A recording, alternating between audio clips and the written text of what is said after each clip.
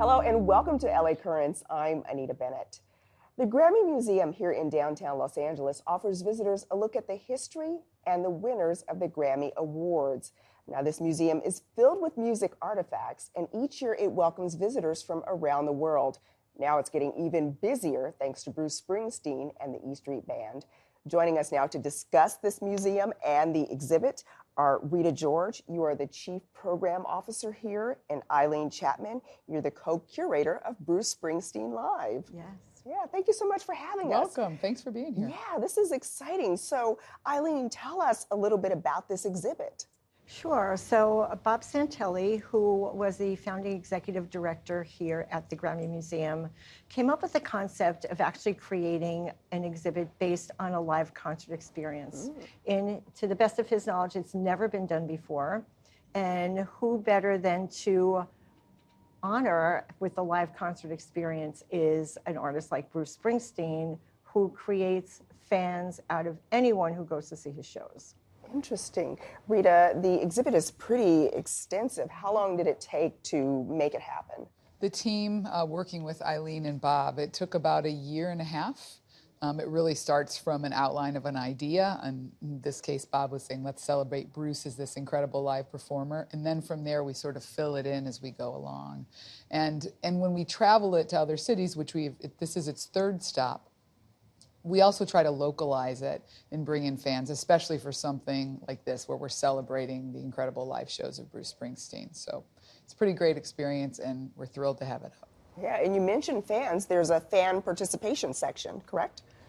Yes. So we wanted to collect moments and memories from fans. Everybody's got a Springsteen story, whether it's a favorite show, a first show, some moment or place in time.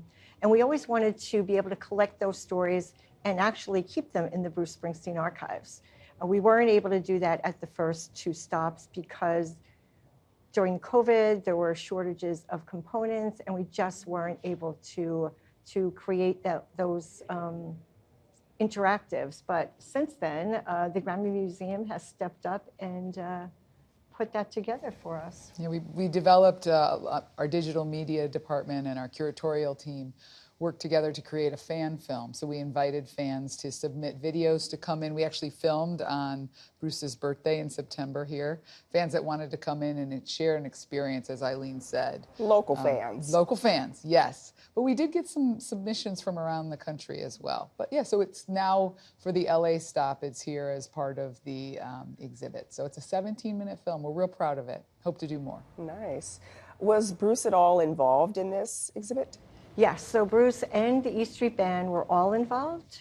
So we have stage clothing and instruments from each of the E Street Band members and from Bruce. Going through Bruce's clothing was fun.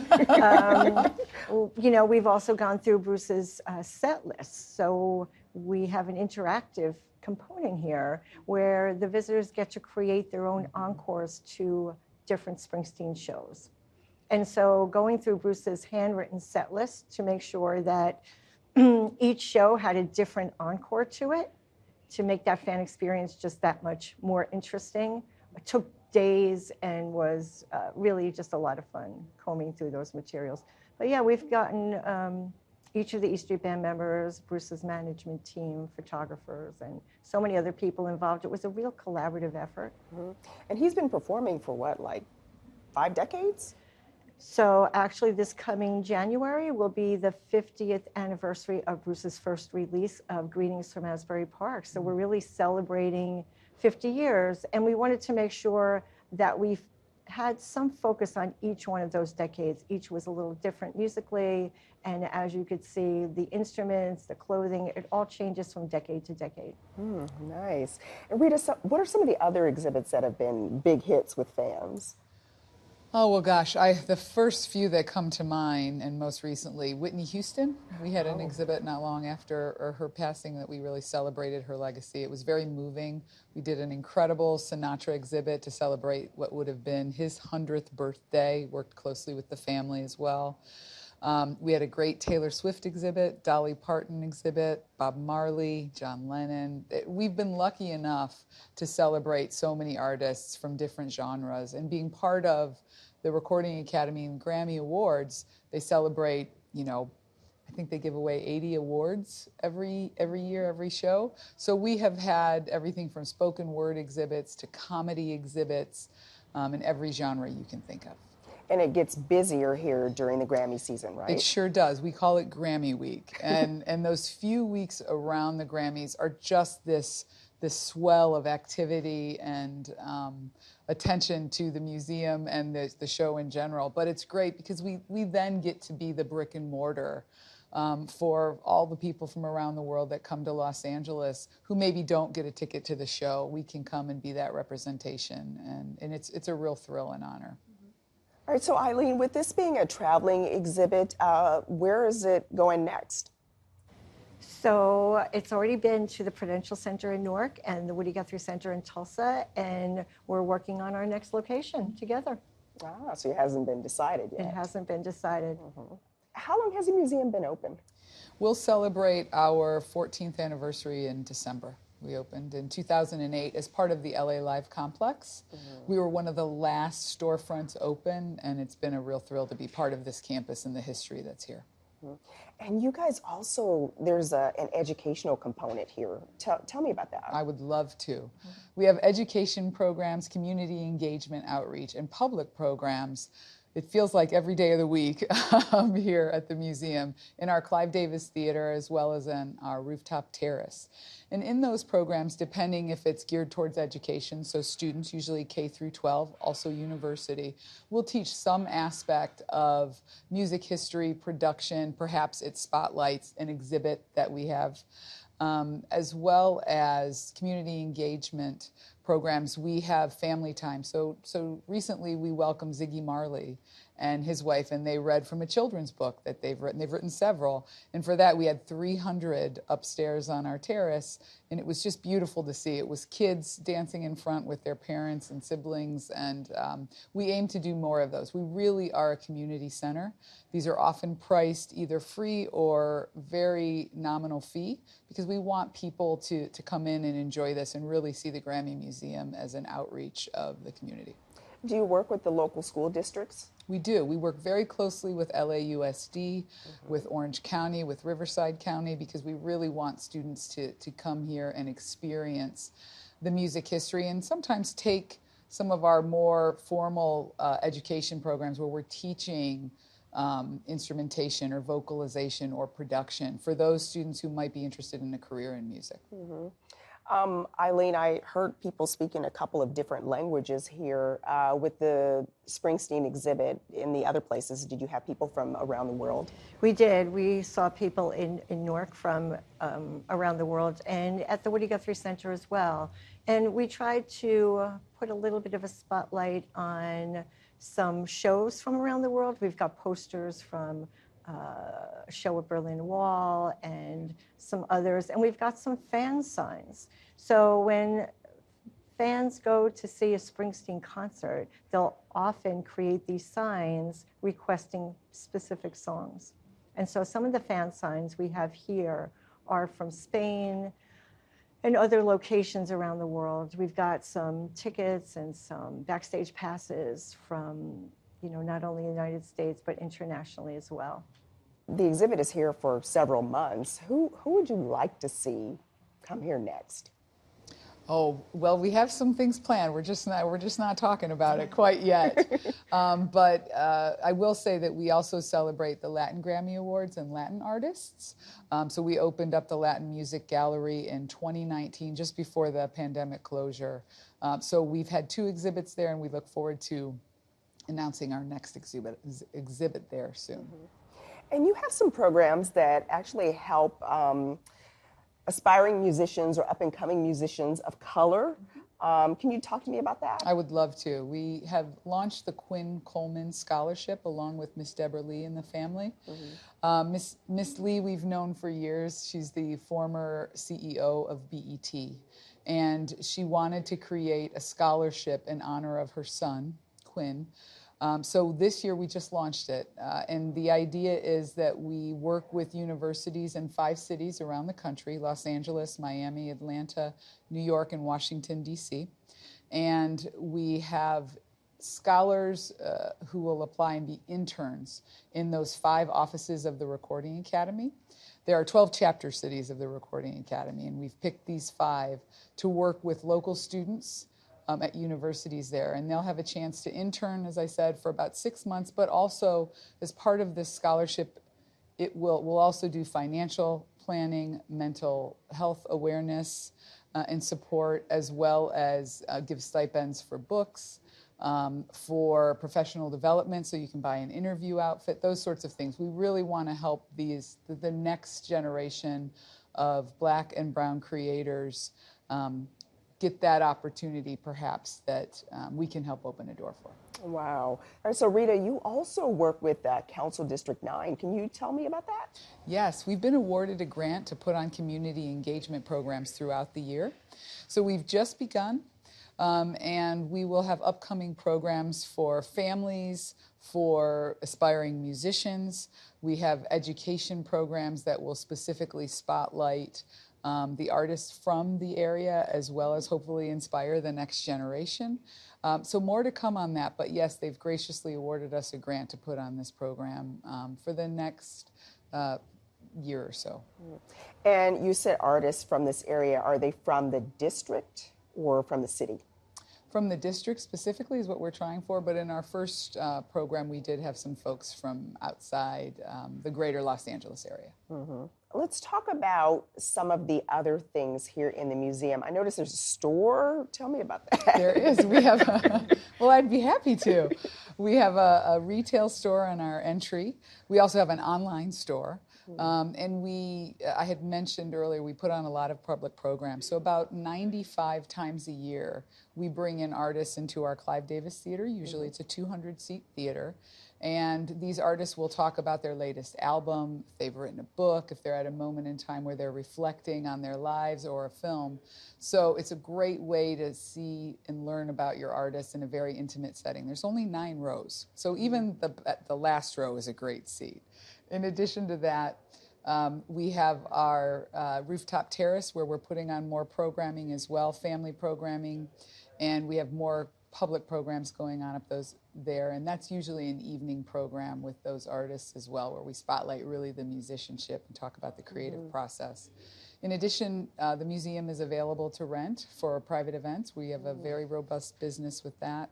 But at the core of it, it's really about putting on these exhibits and education programs to really engage the visitors of every interest and age group and demographic. You mentioned the education, and I came here a few years ago, and there were young students learning about music scoring and things like that. Is that still going on? It does, yes. So we have workshops throughout the school year, as well as summer programs, including what's called Summer Session and Grammy Camp, 2 of our marquee programs, where they're longer weeks. They're a week, sometimes 2, depending on the program. And we've just launched our campaign for music education. And our goal here is to raise enough funds so that all of our education programs and all admission for people 18 and under are free. So we're working on that, and they're lucky enough to have some amazing artist ambassadors, including Bruno Mars, Dua Lipa, Shawn Mendes, Rosalia, and LA's own Billie Eilish, who actually has gone through our education programs. What? It's amazing. She and her brother Phineas came here for our summer session program. Gosh, probably about 6 or 7 years ago. It's been a while, and they have been wonderful supporters of the museum and have really stepped up to help us launch this campaign. Well, you've actually helped them with their careers as well, Well, right? gosh. That's a good point. It's a great relationship. They're wonderful people, and they're really great. All of the artists who are helping us with this outreach have just been great. And whether it's something like an exhibit, of which Bruce and members of the E Street Band have helped, they all contribute to what we're trying to do, which is really about that community engagement at every level. So we're grateful to them all, including you, because you help us. Why, thank you. Yeah. So the exhibit, you do have to pay to come see it, Yes. but are any local folks able, like students or anything, able to come and see it for free? Yes, what we do, if there's outreach from a school that is interested in coming and perhaps they can't afford to either get here by bus or the admission fee, we'll figure out a way to get them in here. What different genres of music have you had exhibits? Is it everything or just rock and R&B? It's a little bit of everything, and there have been really proud moments over the years where I'll stand upstairs on our 4th floor and look around. And at one point, we had a Cheap Trick exhibit, which was next to a Tupac exhibit, which was next to a Andrea Bocelli exhibit, and it all worked. And it was a moment of time, and I just walked around and thought, this is incredible that we get to celebrate all these genres of music, and it gives us a real ability to reach out to a wider audience. Now with our Latin music gallery, it gives us just another level of accessibility for folks. And we are also making sure that all of our exhibits are in Spanish. We're working on Portuguese and other languages as well. Mm-hmm. How was the museum affected by the pandemic? Well, we had to close down for 16 months. And like every other organization I know, we had to make some difficult choices. Mm-hmm. But thank goodness we survived. We got a lot of support from the Recording Academy, from LA Live and AEG, where we are part of this wonderful campus, and of course from our members who help sustain us. We continued to do programming, it was just all virtual. So as I said earlier, we do about 95 public programs a year in our theater on site. Over the pandemic, we did about 200. We continued with education programs. We started our Grammy in the Schools Festival, which was completely virtual and reached 60,000 students. It was pretty incredible what the virtual world can do. And so we're taking that forward as we go because we understand that it's a way of the world, but also a real way to break down barriers too. Mm-hmm. And when you were putting the exhibit together, I mean, it was during the pandemic. It was. We actually began just before the pandemic. And as the director of the Bruce Springsteen Archives and Center for American Music, I'm used to working with about 8 students helping me. During the pandemic, of course, everyone left. And so in the earliest parts of putting this exhibit together, I was pretty much on my own. Wow. Thankful when our students came back and helped, because there was a lot of material to go through. You know, this exhibit spans 5 decades, so just a lot to go through. And then, you know, the pandemic hit, and I worked probably a good year on my own on this. You know, reaching out, but it also gave me the opportunity to reach out to E Street Band members because they weren't working either. Wow. So we were able to do all the interviews we needed. These interviews were specific for this exhibit. So I was able to interview, of course, Bruce Springsteen, but also members of the E Street Band, Bruce's managers, Barbara Carr and John Landau, and others who were involved in the exhibit. It's a bright spot during that time, huh, to be able to do that. We got that done. Yeah. And the interviews are running here in the exhibit. So we have many interactive components. We want people to be engaged, be part of the whole process, learn a little bit about the process of putting a tour together and what happens on tour days. And so these were interviews that we were able to secure. We have 5 band members talking about what they do on a tour day. You know, when you wake up that morning, before you get to the stage, what does your day look like? And for each of them, it was very different. So we had performers who said, you know, I only feel comfortable when I'm on stage. I don't really do anything. And others who would say, well, I do this at 8 o'clock, and I do that at 9 o'clock, and that at 10 o'clock. So it was a different process for each band member, and I find that very interesting.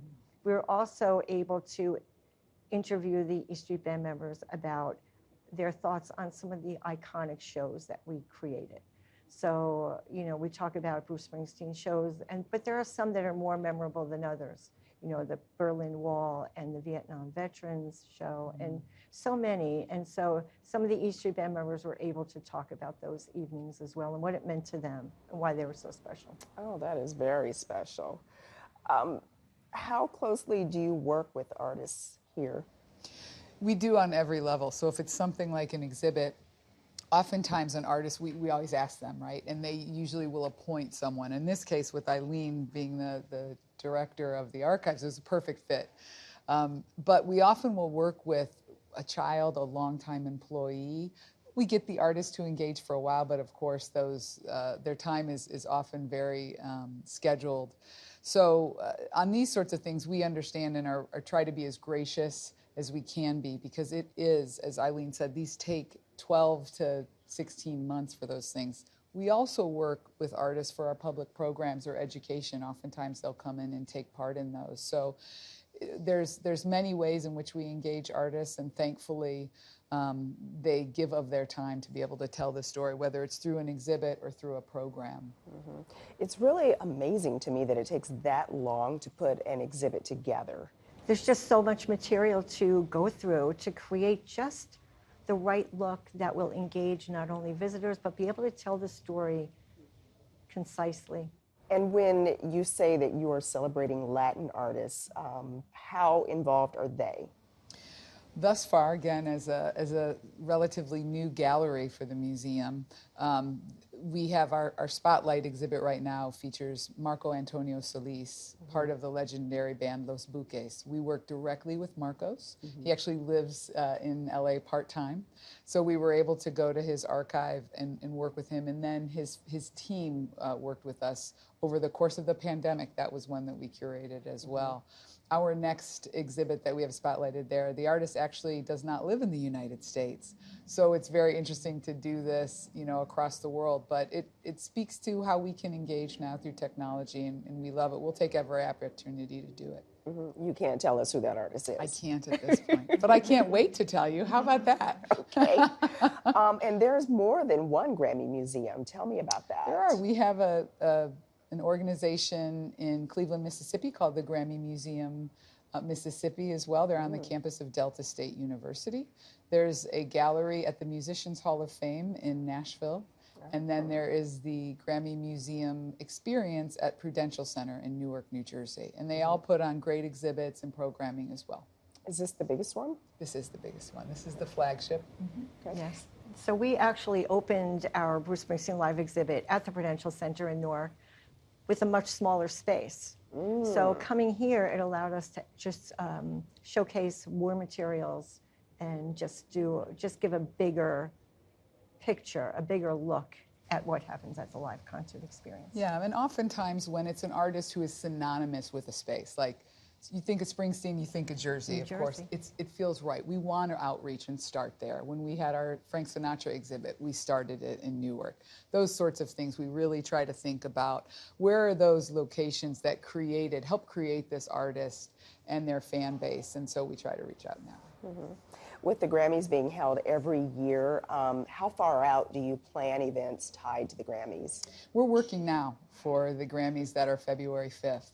So we start talking about it. Honestly, we do postmortems after the Grammy weeks that just end, and then we start looking towards the next year, because it really is that week to spotlight what we do. Being so close to Crypto.com, where the Grammys will be held, we become, again, that touch point for the general public, and really a place to gather for those folks who are in town or taking part, and it's great. We do a lot of programming that week as well. Like what? Well, we'll have some education programs, some community engagement programs, and some public programs. So again, not ready to speak names, but it's a way to engage the community, in addition to just trying to make sure that everybody knows we're here and come in. For both of you, what are some of the biggest challenges of what you do? Go ahead. Oh, me first? Well, the challenge is a lot of it is timing and just getting everything sort of right. So we talk about how long it takes to do this. Oftentimes we'll start these conversations years in advance to create an exhibit. And so it's kind of balancing that, our schedule with an artist or an organization schedule that we're working with, in addition to, just trying to sustain ourselves. We are a nonprofit. We rely on support from the public and sponsorship, our members and donors. So it's really making sure that our public knows that we're here for them, but also that we need their support. So that's why we put on so many programs and try to engage the community in different ways, and different demographics, and people from different parts of the world who might connect to something that we do here. Hopefully it will then have them invest in us and continue to support us as we go through, because we really do. We launch fundraisers all the time to try and get that support. Does the Recording Academy contribute? They do support us. Yeah. Okay. All right. And I guess for me, the challenge was actually the focus of the exhibit. So initially, we thought that this exhibit was going to, that we would identify maybe 15 iconic shows, and that the exhibit would more be centered around those particular shows. But as we started to sort through our materials, we realized that that was probably not going to work, because some of the shows that we wanted to spotlight, we just didn't have any artifacts for. And so we went back and rethought, and then came up with the concept to actually spotlight Bruce and his career from the time he got signed through the current times. And so it gave us the opportunity to look at Bruce in the 70s as a whole, rather than a specific show. It gives us the opportunity to actually have more materials available through each decade rather than through specific shows. Okay. So that was a big challenge with this. Do you know how many shows he's done? Hundreds? Well, you got me on that one. I would bet thousands. I would bet thousands. Over 50 years, a man like that who's, goes out on a tour for how many dates, I guess. And they would go out on tours for years at a time, and often in those days play back-to-back shows. They would do, there was a time they did like 15 shows in a row. Wow. Now, tens of thousands, maybe. Exactly. So now, there's usually a show a day off, but back in the days when, they were really sort of still developing their fan base, there were a lot of shows. Well, Rita, if people want to visit this exhibit or the museum in general, how do they get more information? They can go to our website. They can buy tickets in advance. We're at GrammyMuseum.org, or follow us on all the social channels as well. Well, ladies, this has been a pleasure. Thank you so much for having us, Rita George and Eileen Chapman. And this is it's pretty amazing. Thank you. Thank you. Thanks for the time. Much. We appreciate it. And thank you, Eileen, for all the great work. My pleasure. All right, well, that's going to do it for this edition of LA Currents. I'm Anita Bennett. Thank you so much for watching, and have a great day.